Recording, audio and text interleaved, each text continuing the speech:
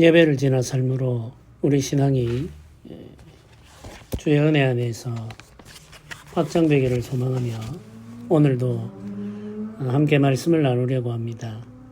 오늘 함께 나눌 말씀은 창세기 6장 말씀입니다. 1절, 2절 말씀 그리고 5절, 6절 말씀을 중심으로 살펴볼 텐데 우리 창세기 6장 1절부터 6절까지 말씀을 우리 함께 먼저 읽어보겠습니다. 사람이 땅 위에 번성하기 시작할 때에 그들에게서 딸들이 나니 하나님의 아들들이 사람의 딸들의 아름다움을 보고 자기들이 좋아하는 모든 여자를 아내로 삼는지라. 여호와께서 이르시되 나의 영이 영원히 사람과 함께하지 아니하리니 이는 그들이 육신이 됨이라. 그러나 그들의 날은 120년이 되리라 하시니라. 당시의 땅에는 네피림이 있었고 그 후에도 하나님의 아들들이 사람의 딸들에게로 들어와 자식을 낳았으니 그들은 용사라 고대의 명성이 있는 사람들이었더라. 여호와께서 사람의 죄악이 세상에 가득함과 그들의 마음에 생각하는 모든 계획이 항상 악할 뿐임을 보시고 땅 위에 사람 지으셨음을 한탄하사 마음에 근심하시고. 아멘. 방금 우리가 읽은 이 본문의 말씀은 우리가 너무나도 잘 알고 있는 노아 홍수, 하나님의 심판이죠. 물의 심판이라고 이야기하는 그 홍수 심판이 있기 직전에 대한 기록입니다. 7장에 이어지는 말씀은 이제 홍수로 인해서 하나님께서 세상의 모든 죄악을 깨끗이 제거하시는 모습을 우리가 볼 수 있죠. 오늘 우리가 가지고 있는 이 본문의 말씀 제목은 구별된 백성이 사라지자 심판이 시작되었다입니다. 구별이 사라지면 심판이 시작된다 라고 하는 것이 오늘 우리가 함께 살펴볼 말씀의 제목입니다. 창세기 4장 16절을 보면은 가인의 후손들의 계보를 시작하는 것을 보게 됩니다. 16절은 이렇게 기록하죠. 가인이 여호와 앞을 떠나서 에덴 동쪽 노 땅에 거주하더니 이렇게 말하면서 가인의 후손들의 계보를 기록하고 있습니다. 이 계보는 가인의 후손들의 역사가 어떻게 흘러왔는지를 보여주고 또 중요하게 설명하려고 하는 것은 가인의 후손들이 역사를 이어가면서 만든 문화가 가지고 있는 특징, 그들의 삶의 방식 혹은 가치관 이런 것들을 계보를 통해서 보여줍니다. 그래서 이 계보의 목적은 단순한 인명, 사람의 이름의 목록을 알려주는 것이라고 하기보다는 그들이 살아온 삶의 특징을 보여주는 데 있습니다. 문화적 특징 혹은 그 문화적 경향성이라고 말을 할 수도 있겠죠. 가인의 후손들이 역사를 이어오면서 무엇을 추구했고 어떤 삶을 살았는지 이 계보를 통해서 소개하는 것이죠. 가인의 후손들의 계보를 보면은 이 가인의 후손들은 성을 쌓고 여러 가지 기구를 만들며 자기 나름대로의 문화를 만들어 왔고 또 힘을 키워 왔습니다. 이들이 가지고 있는 문화를 특징지어서 설명해 주는 사람이 있는데 그 사람이 바로 라멕이라고 하는 사람입니다. 이 라멕이 가인의 후손들이 만들어 온 문화, 문명이라고도 할 수 있는데 그 문화가 가지고 있는 특징을 아주 자세히 우리에게 보여주고 있죠. 이 라멕이 부르고 있는 시가 있습니다. 이 라멕의 시를 성경을 가르치는 학자들은 칼의 노래라고 부르기도 하고 복수의 노래라고 부르기도 합니다. 23절을 보면은 이 라멕의 시가 기록되어 있습니다. 23절이 이렇게 말하죠. 라멕이 아내들에게 이르되 아다와 실라여 내 목소리를 들으라. 라멕의 아내들이여 내 말을 들으라. 나의 상처로 말미암아 내가 사람을 죽였고 나의 상함으로 말미암아 소년을 죽였도다. 가인을 위하여는 벌이 700일진데 라멕을 위하여는 벌이 77배이리로다. 이렇게 말을 합니다. 여기서 우리가 주목해 볼 것은 라멕에는 여러 명의 아내들이 있었다는 이야기죠. 여기 성경에는 2명의 아내 이름이 기록되어 있습니다. 아다와 실라라고 이름이 기록되어 있죠. 이 라멕이 자기 아내들에게 하는 말이 이렇습니다. 나의 상처로 말미암아 내가 사람을 죽였고 이렇게 말하죠. 이 말의 의미가 무엇이냐면은 누군가가 나에게 상처를 입히면 나는 그 사람을 죽여버렸다 이런 말입니다. 그리고 나의 상함으로 말미암아 소년을 죽였다 이렇게 말하죠. 누가 내 몸에 상해를 입히게 되면 나는 참지 않고 보복을 했는데 그의 생명을 빼앗는 것으로 보복했다 이런 말입니다. 이 말은 라멕이 굉장히 힘이 강한 사람이다라는 것을 의미하죠. 누군가가 나에게 상처를 입히거나 상해를 입히게 되면은 절대로 참지 않았다는 겁니다. 그리고 반드시 보복하는데 그 보복은 그들의 생명을 빼앗는 것으로 나타났다 이렇게 표현하고 있습니다. 라멕은 힘센 용사였고 전사였습니다. 싸움에 능한 사람이었죠. 그래서 자신을 대적하는 자가 있으면은 그 사람을 절대로 살려두지 않고 반드시 죽임으로 자신이 원하는 것을 이루어가며 살았던 사람이 바로 라멕입니다. 가인의 후손들의 계보를 쭉 기록하면서 라멕에 이르게 되고 이 라멕이라고 하는 사람의 노래, 그가 했던 말을 시로 성경이 기록해 놓은 이유는 이 라멕이 살았던 삶, 그 복수의 삶, 칼을 의지하고 사는 삶, 이 삶이 바로 가인의 후손들의 문화, 문명을 설명해 주고 있기 때문이죠. 라멕은 가인의 후손을 대표하는 인물입니다. 그래서 가인이 만든 문화와 문명은 칼을 의지하는 문화 였고 복수를 통해서 꽃피워 온 문명이었다. 이렇게 성경이 우리에게 알려주고 있습니다. 그래서 이 4장 16절부터 24절까지 이 가인의 후손들의 역사가 쭉 기록되어 있는데 이것을 보면은 이들이 폭력에 의지하는 삶을 살아왔음을 알게 됩니다. 이 라멕의 노래 4장 23절 24절 이 칼의 노래 복수의 노래가 기록되어 있는데 24절은 이런 표현이 나옵니다.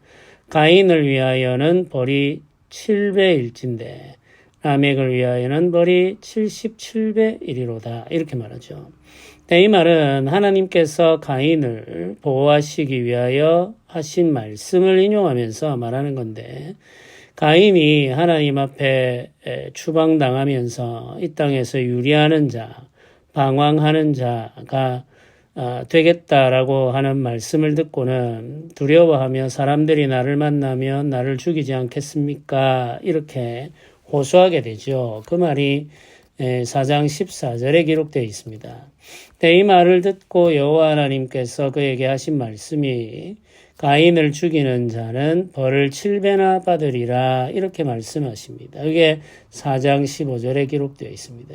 벌을 7배나 받는다라는 말은 가인을 죽인 자는 더 큰 벌을 받게 하나님께서 조치하심으로 가인의 생명을 보호해 주시겠다 이런 말이죠.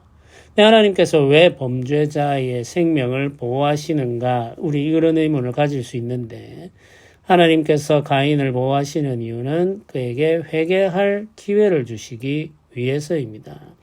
가인으로 하여금 회개할 시간을 얻게 하시려고 그의 생명을 보호해 주시는 거죠.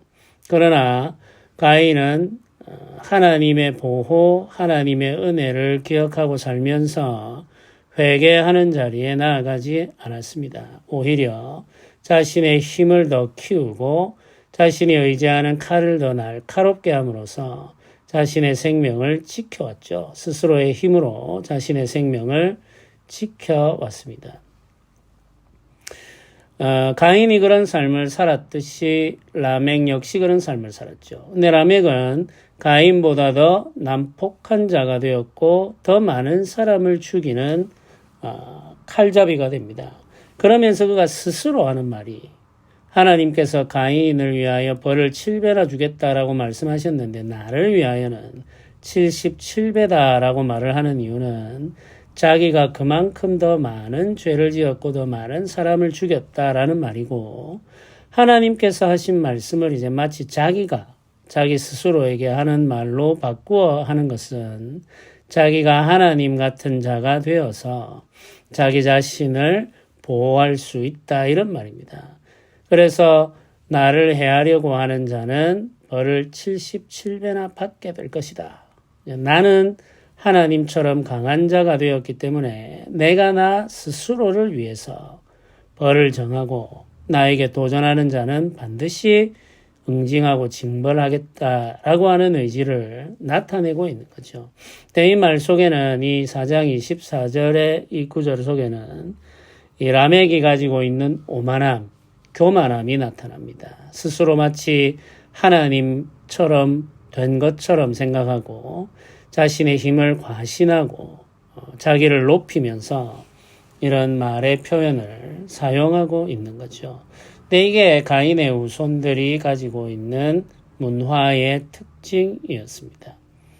이 4장에 가인의 후손들의 문화를 기록하고 난 다음에 5장에 이어서 아담의 후손들의 계보를 기록합니다.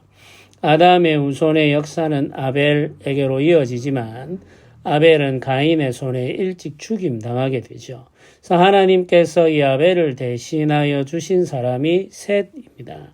그래서 이 아담의 후손들의 계보는 아담에게서 셋으로 이어지고 그 셋을 통하여 역사가 계속 진행됩니다. 네, 5장을 읽어보면은 아담의 계보, 그 후손들의 계보가 기록되어 있는데 이 계보를 우리가 찬찬히 읽어가 보면은 또 이들이 만든 문화, 삶의 방식 혹은 그들이 지향하는 가치관이 어떤 것인지를 우리가 알 수 있습니다. 5장 1절부터 읽어보면 이렇게 말하죠. 이것은 아담의 계보를 적은 책임이라. 하나님이 사람을 창조하실 때에 하나님의 모양대로 지으시되 남자와 여자를 창조하셨고 그들이 창조되던 날에 하나님이 그들에게 복을 주시고 그들의 이름을 사람이라 일컬으셨더라. 아담은 130세에 자기의 모양 곧 자기의 형상과 같은 아들을 낳아 이름을 셋이라 하였고 아담은 셋을 낳은 후 800년을 지내며 자녀들을 낳았으며 그는 930세를 살고 죽었더라. 셋은 105세에 에노스를 낳았고 에노스를 낳은 후 807년을 지내며 자녀들을 낳았으며 그는 912세를 살고 죽었더라. 에노스는 90세에 게난을 낳았고 게난을 낳은 후 815년을 지내며 자녀들을 낳았으며 그는 905세를 살고 죽었더라. 이렇게 말씀이 계속 이어집니다. 네, 아담의 후손들의 계보와 가인의 후손들의 계보를 비교해보면 아주 중요한 차이가 있는데 가인의 후손들의 계보 속에는 무엇을 만들었는지에 대한 설명이 덧붙여집니다.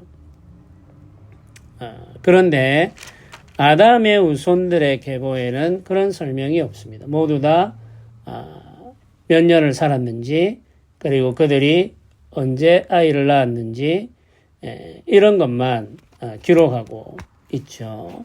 그래서 이들에게 중요한 것은 하나님 안에서 이들에게 주신 시간을 충분히 누리며 살았다고 하는 것입니다. 네, 여기 보면은 5장 1절에 이 아담의 계보의 시작이 하나님이라고 하는 사실을 강조하죠. 네, 하나님께서 사람을 창조하신다. 하나님의 모양대로 지으셨다. 이렇게 말하면서 이 계보의 시작이 하나님이라는 것을 중요하게 언급하고 있습니다.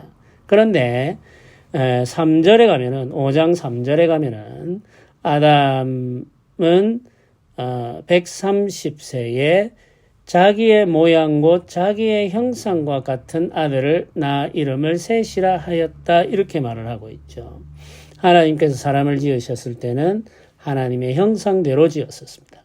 그런데 아담이 범죄하여 타락한 이후에는 하나님의 형상을 닮은 사람을 낳은 것이 아니라 아담의 형상을 닮은 아들을 낳았다는 이야기죠. 죄의 본성, 타락한 본성을 가지고 있는 자녀를 낳았다는 이런 의미입니다.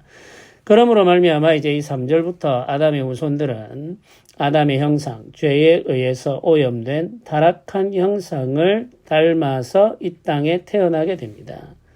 그럼에도 불구하고 이들은 하나님의 은혜로 말미암아 하나님의 은혜 안에서 살아가는 하나님의 백성들의 역사를 이어갈 수 있게 되는 거죠. 그건 모두 다 하나님의 놀라운 은혜였습니다.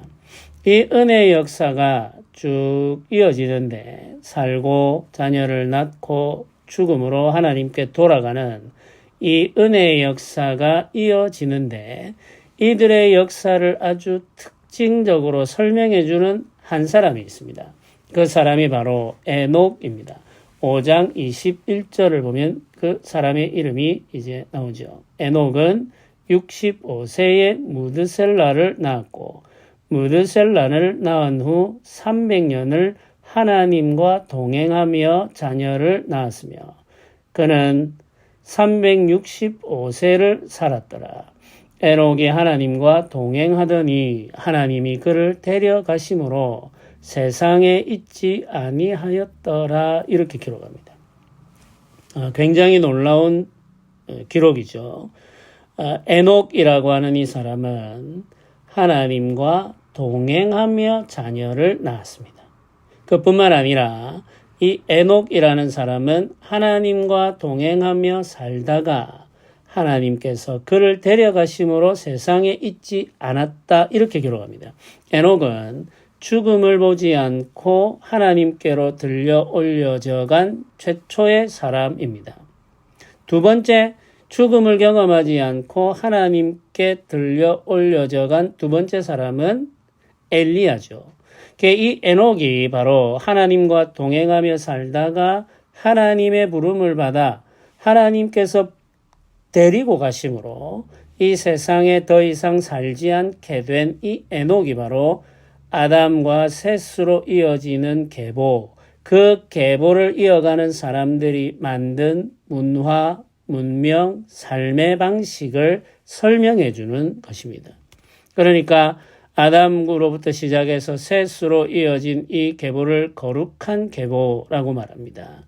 이 거룩한 계보를 이어가는 사람들은 하나님과 동행하면서 이 땅에서 살았던 경건한 백성들의 공동체를 이루었고 이 사람들은 하나님의 뜻을 따라 살아가면서 그 뜻을 이루는 것을 자신들의 삶의 목적으로 삼았던 사람들이죠.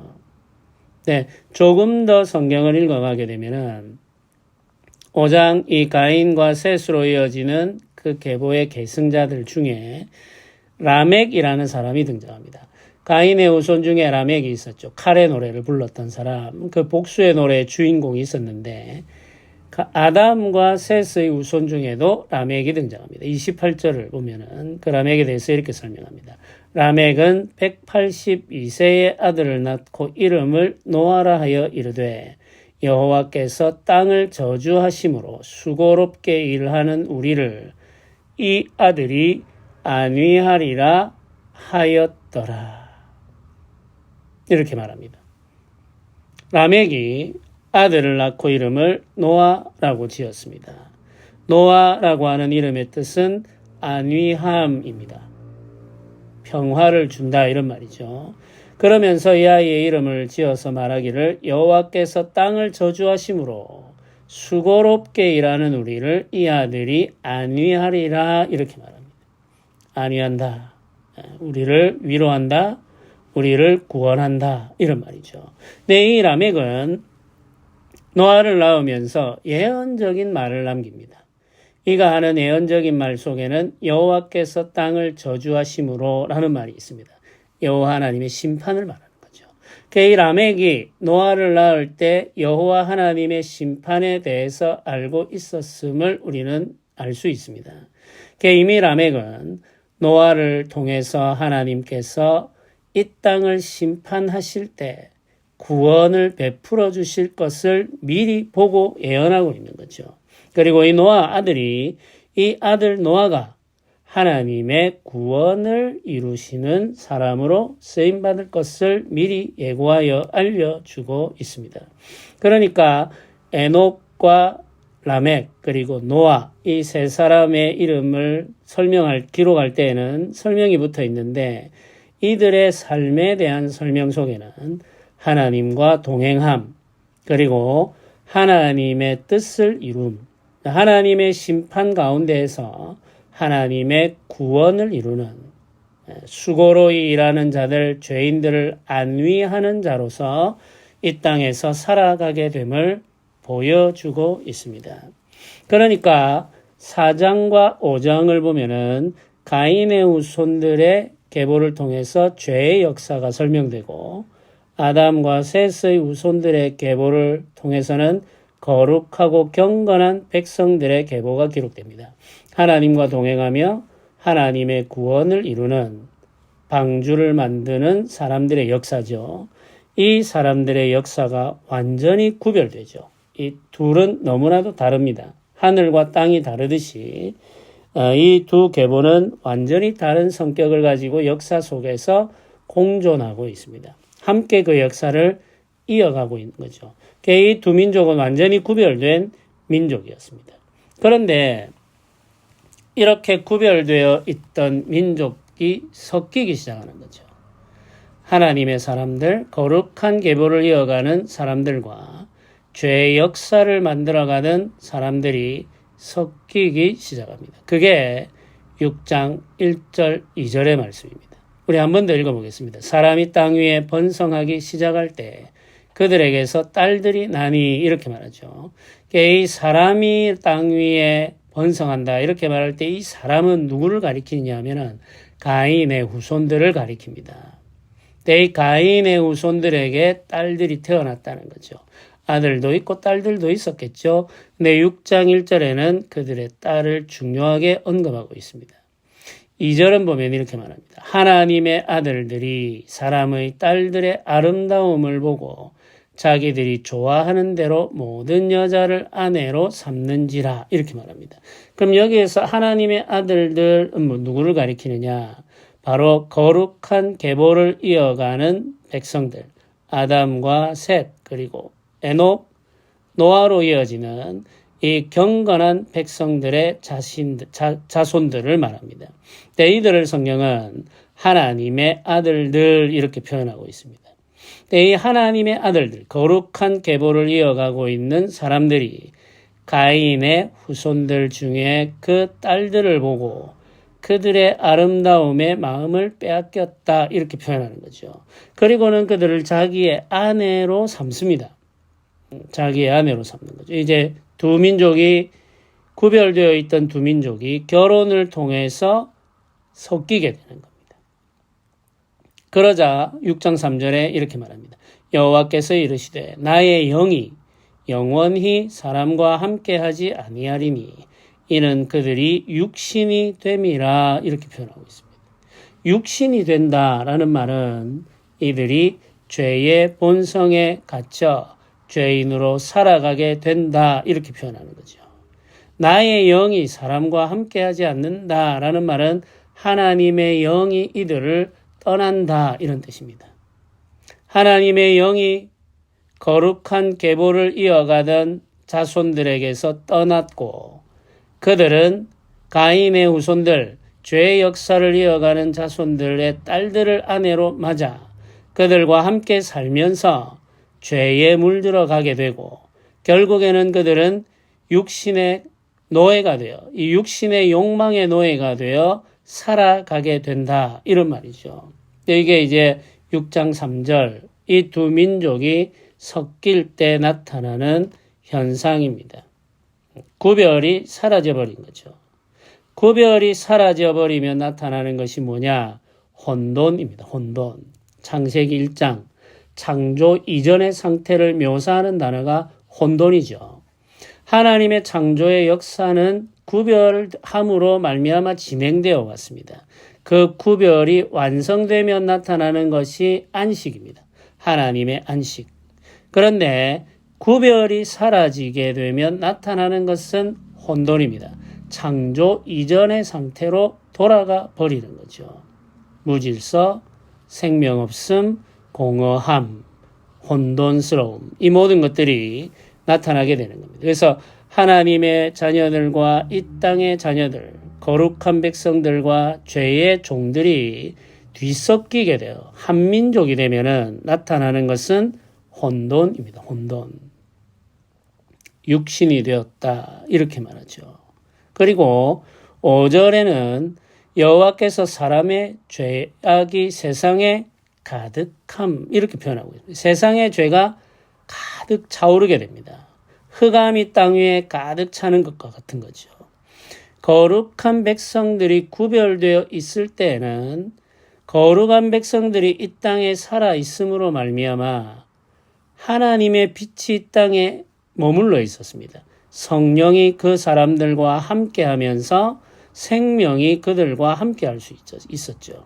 그런데 이들이 사람의 딸들과 섞여 육체가 되어 죄의 욕심을 따라 살자 더 이상 이 세상에는 빛이 없게 되는 거죠. 하나님의 영이 머물 곳이 없게 됩니다. 그래서 죄가 가득 차게 되는 겁니다.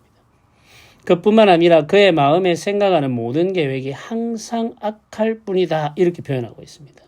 사람의 마음에 생각하는 것이 계획하는 것이 언제나 항상 악하다. 이러므로 그 사람들의 상태를 묘사하고 있습니다.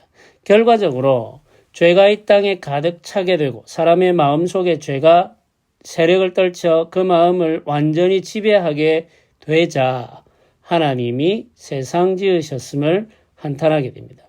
6장 6절에 이렇게 말하죠. 땅 위에 사람 지으셨음을 한탄하사 마음에 근심하시고 이렇게 말합니다. 죄가 세상에 가득하게 되고 사람의 마음을 죄가 지배하게 되자 하나님께서 사람을 지으셨음을 후회하시는 지경에 이르게 되었다. 이렇게 지금 설명하고 있습니다. 죄가 세상에 가득하게 된 원인이 무엇이냐? 그건 하나님의 사람들이 구별되어 있지 못하고 죄의 백성들과 섞임으로 말미암아 나타난 현상입니다. 이런 세상을 보시고 하나님께서 이제 일을 하시기 시작합니다. 하나님이 하시는 일은 죄로 인하여 더럽혀진 땅을 깨끗이 청소하시는 거죠. 죄를 멸하고 청소하심으로 다시 정결하게 하시는 것. 그게 하나님이 하시는 일입니다. 우리는 이를 회복이라고 말하죠. 죄를 멸하고 깨끗이 죄를 제거하심으로 정결함을 회복하십니다. 죄를 깨끗이 완전히 이 세상에서 제거하기 위해서 하나님께서 사용하신 것이 물입니다. 물로 말미암은 심판이죠. 하늘에서 쏟아진 물, 그 물이 이 세상을 가득 채웠고 땅 위에 생명 있는 모든 것이 그 물 속에 잠겨 죽음에 이르게 됩니다. 그래서 온 지구가 물로 다 뒤덮이게 된 거죠. 땅 위에 살고 있는 생명체는 단 하나도 남겨지지 않고 모두 다 죽음에 이르렀습니다. 홍수 심판이죠. 너무나도 유명한 물로 인한 홍수, 노아의 홍수라고 말하는 거죠. 창세기 6장 12절과 13절이 이렇게 기록합니다. 하나님이 보신즉 땅이 부패하였으니 이는 땅에서 모든 혈육 있는 자의 행위가 부패함이 없더라. 하나님이 노아에게 이르시되 모든 혈육 있는 자의 포악함이 땅에 가득함으로 그 끝날이 내 앞에 이르렀으니 내가 그들을 땅과 함께 멸하리라. 이렇게 말씀하십니다. 사람의 죄가 땅에 가득하게 되니까 사람의 마음이 부패하게 되고 사람의 죄가 땅을 적심으로 그 땅도 부패하게 되었다. 그래서 땅에서 모든 혈육 있는 자의 행위가 부패하게 되므로 그 땅도 심판을 받게 됩니다. 13절에는 혈육 있는 자의 포악함 이렇게 표현합니다. 이 포악함이라는 말은 일종의 삶의 방식을 설명하는 건데 이 포악은 폭력을 의지해서 살아가는 삶의 방식을 설명하는 단어입니다. 폭력, 자기가 가지고 있는 힘, 칼 이런 것들을 의지하며 사는 삶이죠. 요즘에는 이제 총, 대포 이런 것들이 있겠죠. 폭력에 의지하여 살아가는 삶, 폭력으로 자신의 욕망을 이루는 삶, 그 삶의 방식이 땅에 가득하게 되었다. 그러므로 하나님께서 이 땅의 끝이 이르렀다 이렇게 선언하십니다. 그리고 사람들과 함께 땅을 멸하겠다 이렇게 선언하시는 거죠. 결국에 하나님의 심판이 시작된 이유는 가인의 후손들의 역사가 이어졌기 때문이 아니고 아담과 셋으로 이어지는 그 거룩한 계보의 역사가 사라졌기 때문입니다. 그들이 구별됨을 잃어버리고 가인의 후손들과 뒤섞임으로 이 세상에 혼돈이 왔고 죄가 지배하게 되었고 결과적으로는 심판이 이르게 되었죠. 그런데 이 하나님의 심판 중에 살아남은 사람이 있었습니다. 그 사람이 바로 노아입니다. 이 노아가 하나님의 은혜로 말미암아 이 세상에 살아남은 유일한 자가 되죠. 노아와 그의 가족들, 그들을 통해서 하나님은 새 역사를 시작하기 원하셨습니다. 7절과 8절, 6장 7절과 8절을 연결해서 읽으면은 이렇게 기록됩니다. 이르시되 내가 창조한 사람을 내가 지면에서 쓸어버리되 사람으로부터 가축과 기는 것과 공중의 새까지 그리하리니 이는 내가 그것들을 지었음을 한탄함이니라 하시니라 이렇게 말합니다. 이 사람을 심판하겠다. 그들에게 속한 모든 생명체도 심판하겠다 이렇게 말하죠. 내가 이렇게 하는 이유는 그들이 죄로 인하여 타락하였기 때문에 내가 그들을 지었음을 한탄한다 이렇게 말씀하십니다. 그리고 이어지는 8절이 이렇게 시작합니다. 그러나 이렇게 시작합니다. 그러나 노아는 여호와께 은혜를 입었더라 이렇게 말합니다. 여호와께 은혜를 입었더라. 굉장히 독특한 표현이죠. 모든 사람들이 죄에 치우쳐 죄를 지으며 죄 가운데 살고 하나님은 그 죄인들을 심판하기로 결정하셨습니다. 그런데 노아는 하나님께 은혜를 입은 자가 되었다 이런 말이죠. 네, 하나님께 은혜를 입은 자 노아가 어떤 사람인지 이어서 기록하는 구절이 9절입니다. 6장 9절 말씀이 노아를 이렇게 설명하죠. 이것이 노아의 족본이라. 노아는 의인이요 당대의 완전한 자라.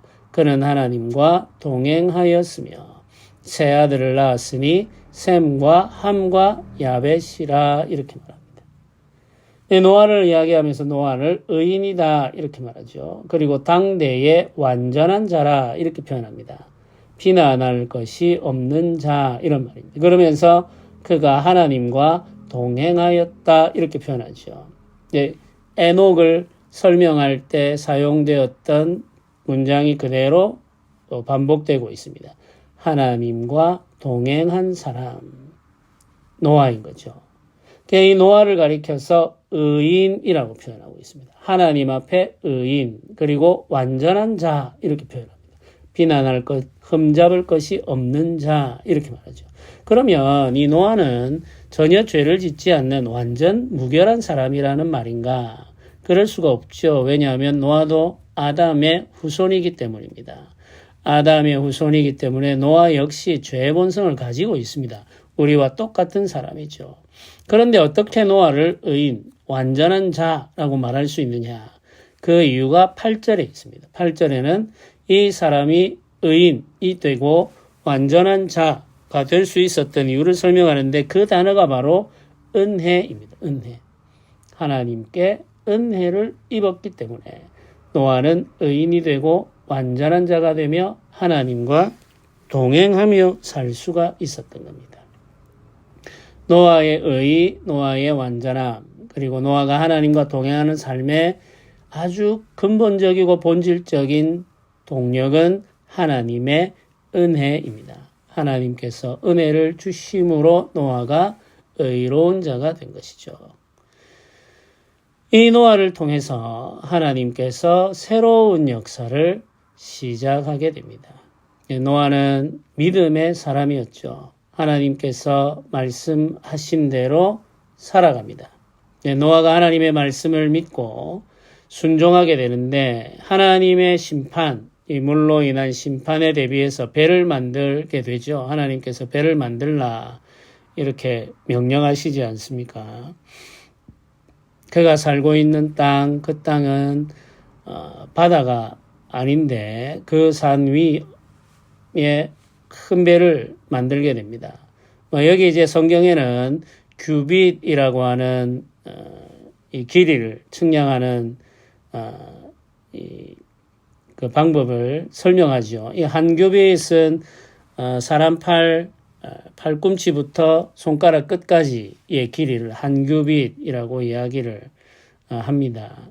보통 한 30cm 조금 더 될 수가 있겠죠. 그러니까 이제 노아가 만든 배를 이 규빗이라고 하는 것을 우리 시대에 측량 단위로 환산을 해보면은 노아가 만든 배의 길이는 135m 정도가 된다고 생각하시면 되겠습니다.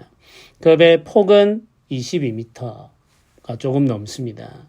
그리고 높이는 13m 정도가 되는 구조죠. 모양은 직사각형 3층 구조로 만들어져 있습니다. 그래서 이 방주는 이걸 우리가 노아의 방주라고 이야기하는데 이 노아의 방주는 물 위에 떠 있는 성전이라고 생각을 하시면 되겠습니다. 물 위에 떠 있는 성전입니다. 이 노아의 방주가 가리키는 것은 예수 그리스도이십니다. 방주를 만드는 재료는 모두 다 나무죠. 우리를 구원하시는 예수 그리스도께서 우리를 구원하신 장소도 나무 십자가입니다. 그 십자가 위에서 예수 그리스도께서 우리를 구원하셨죠. 자신을 희생제물로 드림으로 구원하셨습니다. 이 노아의 방주도 나무로 만들어져 있는데 이 노아의 방주가 바로 구원의 방주입니다. 이 노아의 방주는 예수 그리스도를 보여주는 그림자라고 생각하면 됩니다. 그리고 또 하나는 이 노아의 방주가 하나님이 임재하시는 장소인 성전, 성막을 보여주는 그림자라고 생각을 하시면 되겠습니다. 노아의 방주를 만드는 데 걸린 시간을 정확하게 우리가 알 수는 없지만은 최소 50년에서 최대 100년 정도 걸렸을 것으로 추정하고 있습니다. 상당히 긴 시간이죠. 이 긴 시간 동안 노아는 묵묵히 방주를 만들었습니다. 비가 오지 않는 날에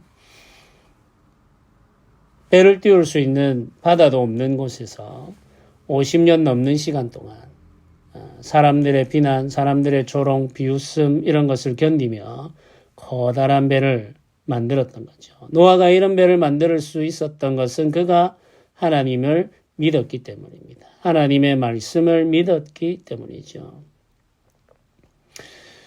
그래서 노아는 믿음의 사람이면서 동시에 순종의 사람이라고 할 수 있습니다.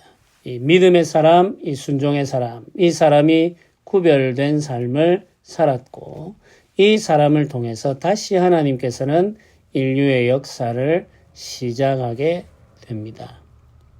노아의 방주와 관련해서 우리가 몇 가지 재밌는 이야기를 해볼 수 있습니다. 노아의 방주와 관련해서 이야기할 때 노아의 방주는 직사각형의 구조를 가지고 있는데 이 방주에는 방주를 움직일 수 있는 노나 키가 없습니다. 방주의 방향을 노아가 결정할 수 없다는 이야기죠. 이 방주는 그냥 바다 위를, 물 위를 떠 있는 거죠. 이 방주를 인도하는 것은 방향을 결정하고 항로를 결정하는 건 누구냐? 하나님이시랍니다. 하나님께서 이 노아의 방주를 인도하십니다. 이 노아의 방주는 들어가는 문이 있죠. 근데 이 들어가는 문이 있는데 이 문은 노아가 닫는 문이 아니라 하나님께서 닫으시는 문입니다. 그러면은 하나님께서 이 방주의 문을 닫으신다라고 하는 말은 이 방주의 문을 노아가 열 수 없다는 의미죠. 하나님께서 이 방주의 문을 닫고 열고 하십니다. 노아는 방주의 문을 닫고 열고 할 수가 없습니다. 이 문을 닫은 것에 대해서 7장 16절을 보면 이렇게 기록합니다. 들어간 것들은 모든 것의 암수라. 하나님이 그에게 명하신 대로 들어가매 여호와께서 그를 들여보내시고 문을 닫으심이라. 이렇게 기록합니다. 방주의 문은 하나님께서 닫으셨습니다. 하나님께서 닫으시면 노아는 열 수가 없습니다. 아무도 그 문을 열 수가 없습니다. 하나님께서 원하실 때 그 방주의 문을 다시 여십니다. 이게 이제 방주는 구원의 방주죠. 하나님의 구원은 사람이 마음대로 할 수가 없습니다. 사람들이 마음대로 그 구원의 문을 열고 닫고 들어가고 나가고 할 수가 없어요. 하나님이 닫으시면 열 수 없고 하나님이 열어주시면 닫을 수 없습니다. 그건 모두 다 하나님의 주권에 달려 있습니다. 방주의 문이 열려 있는 동안에는 누구든지 들어갈 수 있습니다. 초대받았기 때문에. 근데 방주의 문이 닫히고 난 이후에는 들어가고 싶어도 들어갈 수 없습니다. 근데 우리에게 구원의 때가 주어져 있다는 거죠. 하나님께서 주신 그 은혜의 때에 믿고 들어가는 자는 구원받지만 하나님께서 문을 닫으신 후에는 우리가 들어가고 싶어도 들어갈 수 없다는 사실을 이 방주가 또 우리에게 알려줍니다. 오늘 우리가 이제 6장 말씀을 중심으로 해서 앞뒤 4장 그리고 7장 5장 이렇게 다 살펴보았습니다. 함께 나누어 볼 질문이 이렇습니다. 하나님 나라 백성과 세상 나라 백성의 구별이 사라지면 심판이 시작됩니다. 하나님 나라 백성들의 세속화가 심판의 본질적인 이유입니다. 구별됨은 거룩함입니다. 세상과 구별되기 위해서는 말씀을 따라 살아가야 합니다. 우리가 거룩함을 지키기 위해 구별되어야 할 부분이 무엇인지 이야기해 봅시다. 우리가 같이 이야기해 볼 수 있겠죠.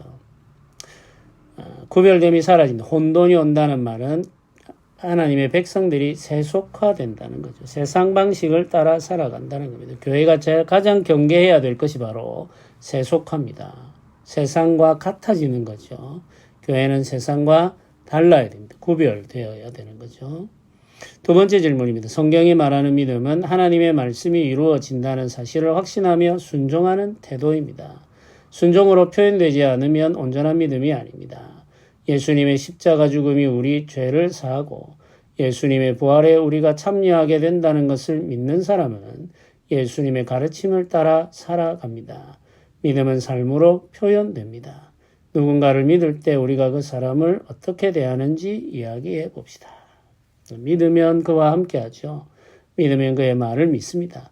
그의 말을 믿으면 그의 말대로 하게 되죠. 그게 믿음입니다. 그래서 우리가 하나님을 믿는다, 예수님을 믿는다라는 말은 그 말을 믿고 그 말을 따라 산다는 의미라는 사실을 잘 기억하면서 우리가 구역의 가족들과 함께 우리의 믿음을 살펴보고 우리가 순종하는 믿음으로 성장하여 온전하게 될 수 있도록 그렇게 기도해야 되겠습니다. 기도할 때에는 노아가 방주를 만드는 그 긴 시간 그 긴 시간의 인내를 생각하면서 우리가 기도해야 되겠죠. 하나님의 약속이 이루어질 것을 믿고 기다리면서 50년이 넘는 시간 동안 방주를 만들었습니다. 그 시간을 기도의 시간이라고 생각을 해보면 우리가 기도할 때 하나님께서 우리 기도 가운데 일하시는 것을 우리가 기다리는데 우리가 얼마나 믿고 기다리면서 간절한 마음으로 계속해서 기도할 수 있는가. 그걸 통해서 우리의 믿음이 표현됩니다. 그래서 기도는 믿음의 표현이죠. 하나님의 응답하심을 믿고 기다리고 기대하면서 기도하는 우리 교회 성도들, 그래서 기도의 역사를 경험하고 기도의 응답을 경험하는 성도들이 많아지면 좋겠습니다. 예배를 지나서 우리의 신앙이 세상 가운데, 우리 삶 가운데 나타나기를 바라면서 우리 오늘 말씀을 나누었습니다. 잠시 함께 기도드리겠습니다. 은혜로우신 하나님 아버지 감사합니다. 주께서 오늘도 우리와 함께 하심을 믿습니다. 구역 모임으로 가족들이 함께 모여 주의 말씀을 나눌 때 주 성령께서 우리 가운데 임재하시고 각 사람들의 마음을 만져주시며 말씀을 사모하며 말씀을 즐거워하는 마음을 더하여 주시고 또 우리가 성경을 읽고 말씀을 들을 때 깨닫는 영도 허락하여 주시기를 원합니다. 주여 은혜 베푸시고 우리와 함께하여 주옵소서. 구역 모임이 날마다 자라고 성장하며 우리의 신앙과 인격이 온전하여지며 구역 모임이 생명 살리는 모임이 되어 부흥을 경험하게 하옵소서. 감사드립니다. 예수님의 이름으로 기도드립니다. 아멘.